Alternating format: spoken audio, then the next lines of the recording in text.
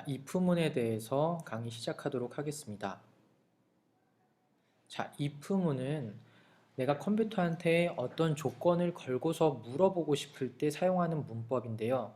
예를 들어서 내가 0부터 10까지의 숫자를 갖고 있을 때 내가 내가 2라는 숫자에 도달을 했으면은 어떤 행동을 하겠다.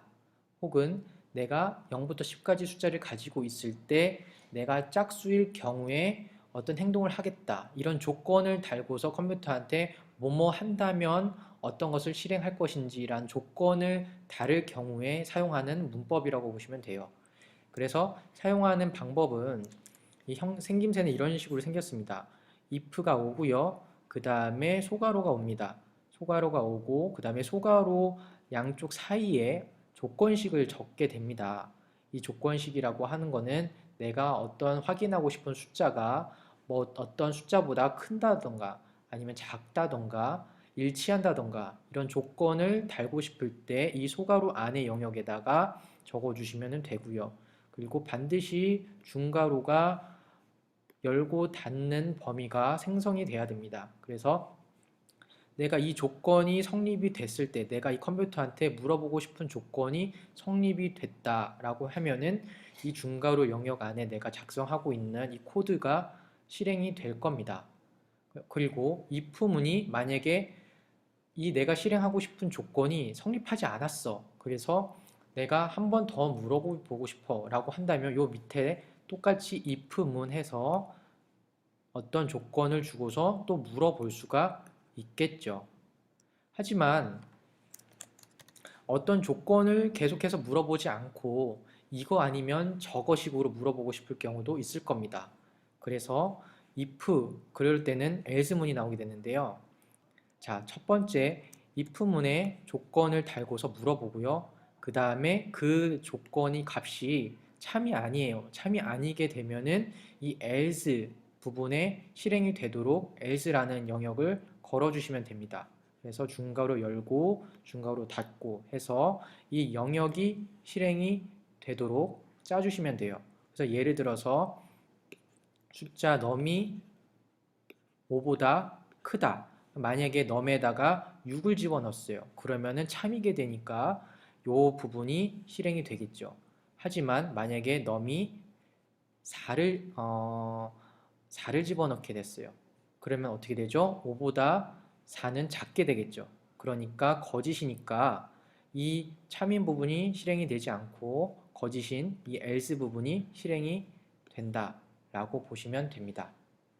자, 그 다음에 이것을 예제로 한번 보도록 하겠습니다. 이거 관련된 예제인데요. 이 문제를 보게 되면은 자, num이라는 숫자에 10이 들어가 있습니다. 10이라는 숫자가 들어가 있고요. 그리고 그것을 0이 이상이냐, 0보다 크냐라고 물어보게 됩니다. 그랬을 때 이것이 참이다, true다 라고 하게 되면은 이 시스템 아웃프린트ln 요 다음 구문이 실행이 된다라는 거죠. if문을 탄다라고 표현을 하는 겁니다. 네. 그리고 나서 이 프로그램은 한 번 더 물어보게 됩니다. num이 10일 때를 가지고서 여기에 들어가게 되겠죠. num이 10일 때 10을 2로 나눈 나머지, 퍼센트는 나머지를 표현합니다. 10을 2로 나눈 나머지가 0과 같냐, 는 두 개 쓰는 거는 같다라는 표현을 물어보는 거죠. 같냐라고 물어봤을 때, 아, 맞다. 10을 2로 나눴을 때 나머지는 0으로 떨어진다 라고 하면 이것은 참이게 되는 거죠. 그랬을 때는 바로 if문을 타게 돼서 이 시스템 아웃프린트ln num은 짝수라는 부분이 실행이 됩니다. 하지만 num이 만약에 10이 아니라 11이다 라고 했을 경우에는 어떻게 될까요? 11을 2로 나누었을 때는 0이 아니라 0이 아니게 떨어지게 되니까 이것은 참이 아니라 거짓으로 판별이 되죠. 거짓으로 판별이 되는 경우에는 이 else 부분을 타게 됩니다. 그래서 그럴 경우에는 num은 홀수라는 부분이 출력이 될 겁니다. 자, 예제를 하나 더 볼게요. 예를 들어서 만약에 num이 0보다 작을 경우를 물어보는 구문이 있습니다. 그래서 아까 넘에다가 예를 들어서 5라는 것을 넣었어요.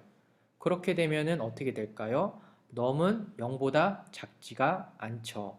그렇게 되니까 0보다 작지 않게 되니까 여기는 성립하지 않게 돼요. 네, 넘은 5니까 0보다 작은 숫자가 아니죠. 그러니까 여기는 성립하지 않고요. 어떻게 되죠? 결국에는 이 if문을 타지 않고서 얘가 딸려 있는 else 부분이 영역을 타게 됩니다. 그래서 여기 부분이 실행이 되는데요. 여기 부분에 들어와서 보니까 if문이 하나 더 있네요. 하나 더 물어보게 됩니다. 그러면은 그 넘은 100보다 작냐라고 물어보게 되는데요. 아까 내가 넘은 5라고 주어주면은 넘이 5가 들어가게 되고 100보다 작게 되네요. 그러면 이것은 참입니다. 참이게 되면은 어떻게 되죠? if문을 타게 되죠. 그래서 시스템 아웃 프린트 ln 이 부분이 실행이 된다라는 겁니다. 자, if문이 참으로 판별이 나면은 여기 밑에 딸려 있는 else문은 자동으로 실행이 되지 않아요. 판별을 할 필요조차도 없다라는 겁니다. 그래서 이 부분은 실행이 안 되는 영역이라고 보시면 될 겁니다. 자, 소스상으로 한번 넘어와서 보도록 하겠습니다.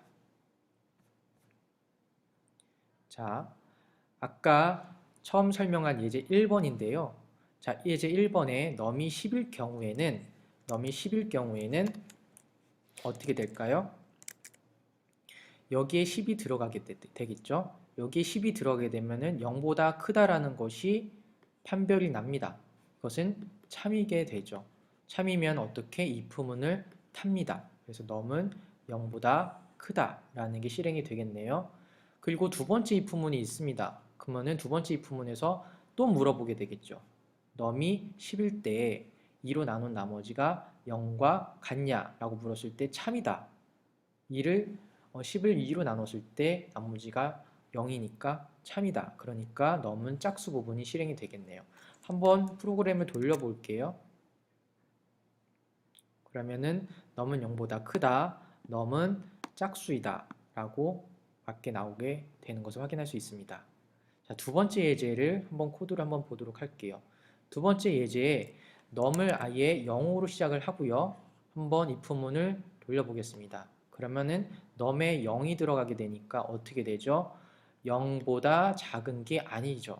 그러니까 여기의 부분은 실행이 안 되겠죠. 거짓이게 되니까 이 참인 부분이 실행이 안 되고 거짓인 이 else 부분이 실행이 되는데 if에 0이 들어가게 되면 어떻게 되죠?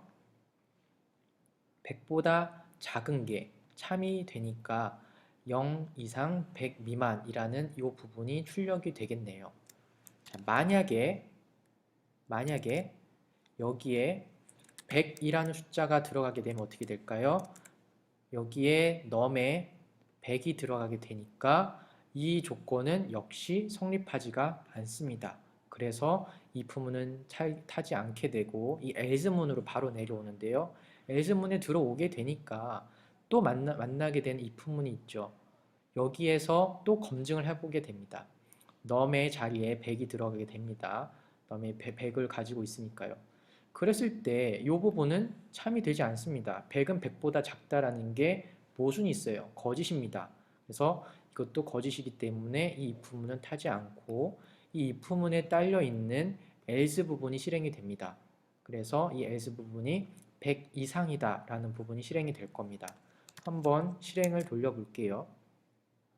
그러면 역시나 결과가 100 이상이다 라는 부분 한 부분만 출력이 되는 것을 확인할 수가 있습니다.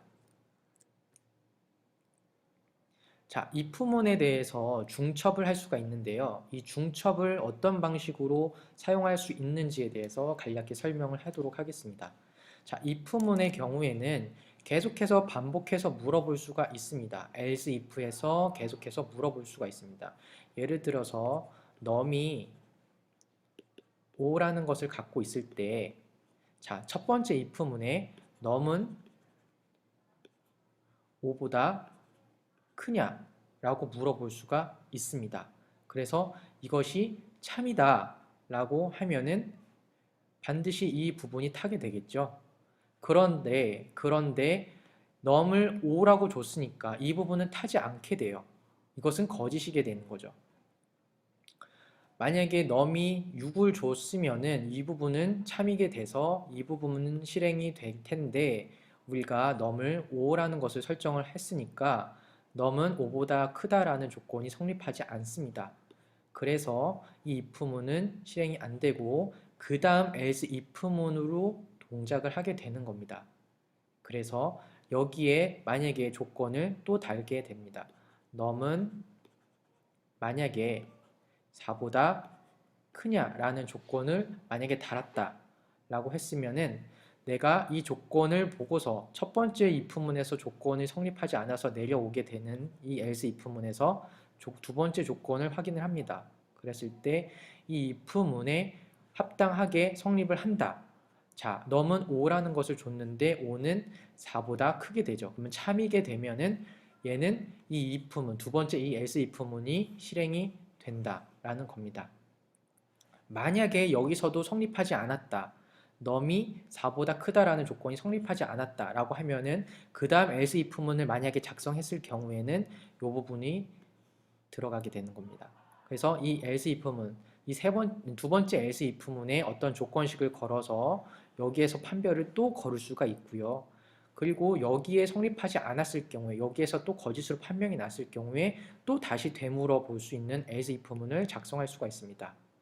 그래서 이런 식으로 계속해서 반복해서 이 if문에 대한 조건을 계속 판별해서 물어볼 수가 있고요. 그리고 계속 else if문을 달아서 물어볼 수도 있지만 나머지의 모든 처리할 부분, 내가 조건을 판별하고 조건을 판별하고 조건을 판별해서도 그 다음 조건, 나머지의 어떠한 조건도 만족하지 않았을 경우에 몽땅 일괄적으로 처리하고 싶은 영역이 있을 거 아니에요. 그럴 부분에는 맨 마지막에 최후의 수단으로 else만 적어주고 if문은 적어주지 않습니다. 그럴 경우에 나머지 어떠한 경우에 다 성립하지 않았을 경우에 몽땅 이 else문으로 처리를 하고 싶을 때 사용을 한다라고 보시면 돼요. 그래서 모든 마지막 최종 마무리는 이 else 부분으로 빠지게 작성을 할 수도 있다라는 겁니다. 그래서 이 else문에는 최종적으로 시스템 아웃 프린트LN 이 부분을 탈 수 있도록 개발자가 영역을 설정을 할 수가 있습니다. 그래서 개발자는 이 if문을 한 방향으로만 물어보지 않고 계속해서 else if라는 조건을 달아서 계속해서 물어봐서 검증을 할 수가 있다. 그리고 최종적으로 어떠한 조건에도 만족하지 않았을 경우에 최종적으로 빠질 수 있는 else문을 통해서 조건식을 끝낼 수가 있다라는 거고요. 하지만 조건 만족 여부에 따라서 반드시 주의해야 될 거는 하나만 실행이 된다라는 겁니다. 이것이 몽땅 하나의 if문으로 시작이 된다라고 보시면 돼요. 얘는 하나의 세트입니다. 왜냐? 처음에 시작을 if문으로 시작을 했죠. if문으로 시작을 했기 때문에 처음 시작한 이 if문에 딸린 else if, 요거에 딸린 else if, 요거에 딸린 else if, 요거에 딸린 else입니다. 그래서 얘는 똑같이 하나의 세트이기 때문에 얘가 실행이 되면은 요 밑은 실행이 안 된다고 보시면 되고요. 만약에 여기 else if문 여기 단계에서 성립이 됐다. 그러면 요 밑은 전혀 실행이 안 된다라고 보시면 됩니다. 마찬가지로 여기에서 if문에서 성립하지 않고 여기 else if문에서 성립하지 않았어요. 그러면은 최종적으로 else 여기 한 부분만 실행이 된다라는 것을 확인할 수가 또 있습니다. 그래서 하나에 딸린 여러 가지 if문을 여러 else if문을 성립을 조건에 달았으면은 이것은 반드시 한 가지만 실행이 된다라는 것을 확인하시면 되겠습니다. 자, 최종적으로 if문에 대해서 어느 정도 이해가 쌓였다 싶으면은 이 과제를 한번 해보세요. 자, 정수형 변수 num은 마이너스 629를 가진다라는 조건을 시작합니다. 그리고 num은 마이너스 629를 가지는데 그때 이 num이라는 변수, 마이너스 629를 가지고 있는 이 num이라는 변수가 음수인지 양수인지 또 홀수인지 짝수인지를 판별하는 프로그램을 한번 짜보자라는 겁니다. 조건은 반드시 if문을 사용하셔야지 되고요. 결과 화면은 이런 식으로 나와야 됩니다.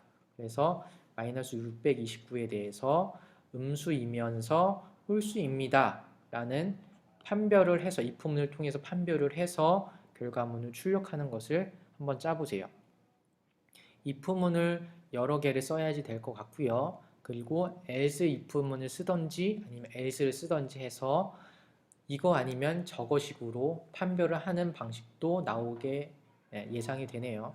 그래서 이 if문에 대해서 이해가 됐다 싶으면은 if문 문제 한번 작성해 보도록 하겠습니다.